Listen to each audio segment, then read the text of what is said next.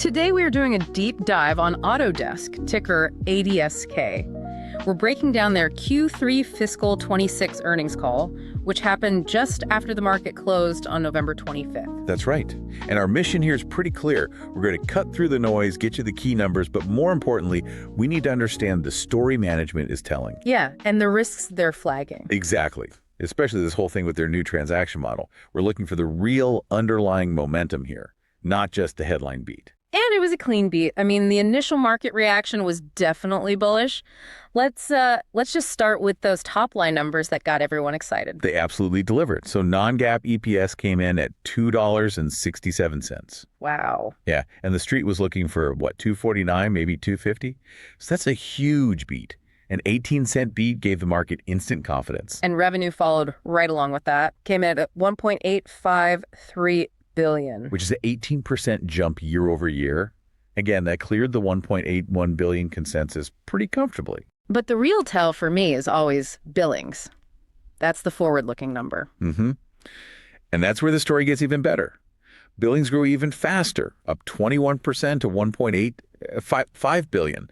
So, look, when you step back, that's 4 straight quarters that they've beaten expectations. Right. This is a pattern now. It's sustained momentum. And that's exactly why they felt they could raise the full year guidance across the board. Revenue, EPS, cash flow, everything. Okay, so let's slow down a little and unpack the quality of these results, because the efficiency was pretty key this quarter. It really was. Non-GAAP operating margin, it expanded by 100 basis points to hit 38%. But you're right, the star of the show was cash. Absolutely. I mean, free cash flow was $430 million for the quarter. Which is a 116% increase year over year. I mean, just stop and think about that number. That is a staggering improvement in efficiency. And it tells you that their visibility into the future is still rock solid. The RPO, that's remaining performance obligations, it's now at $7.36 billion, up 20%. That RPO number gives you such a great runway. And here's a little nuance for a subscription business like this. Unbilled deferred revenue shot up 43%. Okay, so that's money they're owed on contracts they've signed but just haven't invoiced yet. Exactly. And when you see that number growing so fast, it just tells you the quality of their future revenue streams is incredibly high. And they're backing it up with their own money. Buying back 1.2 million shares for $361 million, that's a sign of confidence. Right. So now we have to get into the complex part. The thing that came up over and over on the call. This new transaction model, or NTM. This is the central tension in the whole story. You know, you have to understand this to see both why Q3 was so good and what the big risk is for next year. Okay, so let's start with the good part. How did it help in Q3? Well, the NTM gave them a pretty nice tailwind. Management said it added about $124 million to revenue and $135 million to billings. But it's also the reason for the margin weirdness, right? Like, they reported a 38% margin, but then they immediately said the underlying margin was actually higher. That's the key. So the NTM is basically their big shift from letting customers pay for, say, a 3-year contract all up front. Which is great for immediate cash flow. Right. To a model where those multi-year deals are just billed annually. Mm-hmm. And when you make that switch, it creates these temporary mechanical headwinds on your numbers. So instead of one giant check, they get 3 smaller annual checks. Precisely. The cash comes in slower, but some of the costs to acquire that customer get recognized earlier, and that mismatch, it temporarily squeezes your reported margin. Got it. And that's why they were so insistent on pointing out that the underlying non-GAAP operating margin, if you strip out that temporary accounting drag, was really around 40.5%. So they're basically screaming at the market, hey, ignore the headline number. The business is actually running 250 basis points healthier than it looks. That is exactly the message. But they were also very clear. Yeah. They guaranteed this will create more headwinds to the reported margin as we head into fiscal 27. And that's the tension. A fundamentally stronger business, but with guaranteed accounting pressure coming next year. It's the single most important risk factor they are managing right now. Okay, so putting the accounting aside for a second, let's talk about where that fundamental business strength is actually coming from.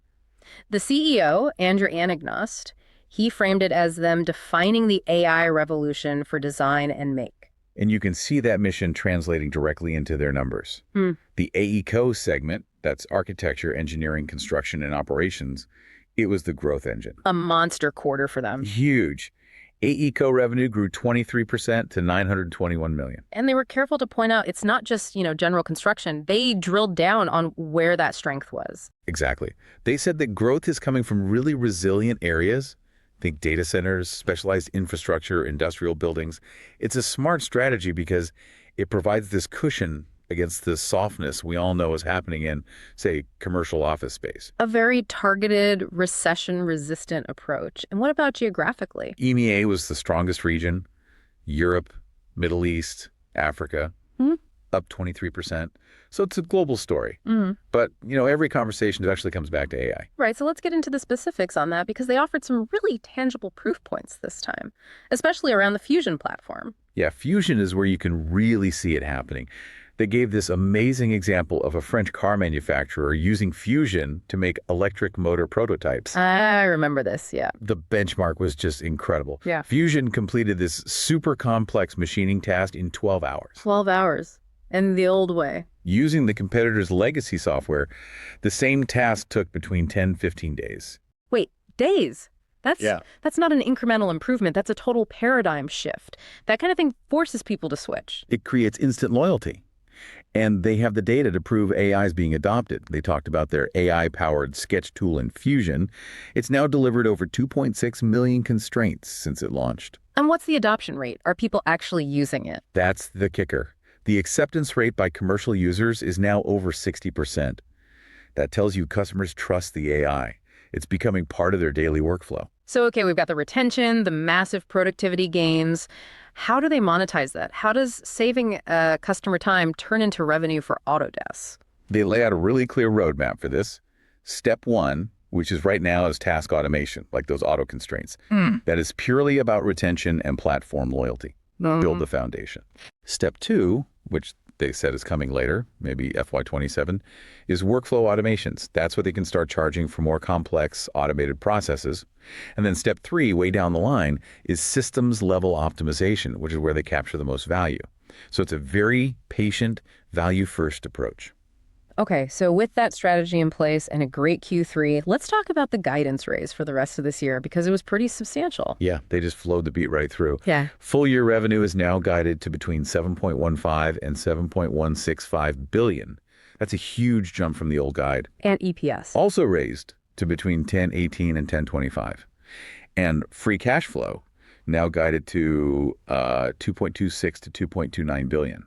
It's a very confident outlook. They also mentioned something about shifting their channel incentives, which sounded important. Yeah, that was a key operational point. They're shifting incentives to reward partners for bringing in new business, not just renewing existing customers. So they're turning their sales partners from farmers into hunters. That's the perfect way to put it. It shows they're confident enough in their automated renewal process that they can free up their partners to go hunt for new logos and drive more consumption. But even with all this confidence, they sounded, pretty cautious when they talked about next year, fiscal 27. Why?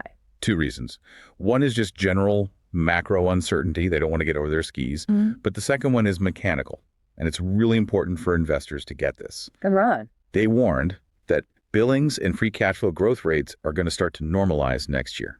Okay, so normalize. That doesn't mean slow down necessarily. It just means the comparisons get harder. Precisely. Remember that NTM transition? The huge tailwinds from that are going to disappear early next year as the transition finishes. Yeah. So they're just managing expectations. Don't expect another 116% FCF growth year. It's going to drop back to a more sustainable long-term rate. It's an accounting event, not a demand cliff. That's a key distinction. Right. So let's translate all of this into what actually happened with the stock. The market reaction was pretty explosive. Oh, it was a relief rally for sure.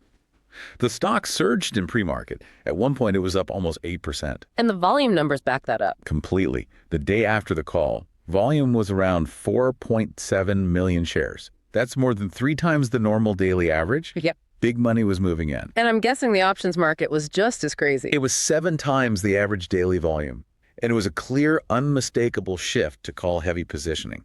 People were betting on a sharp, immediate move up. The 315 and 325 strikes for that week were just on fire. And the analysts immediately jumped on board to validate that move. Oh, yeah.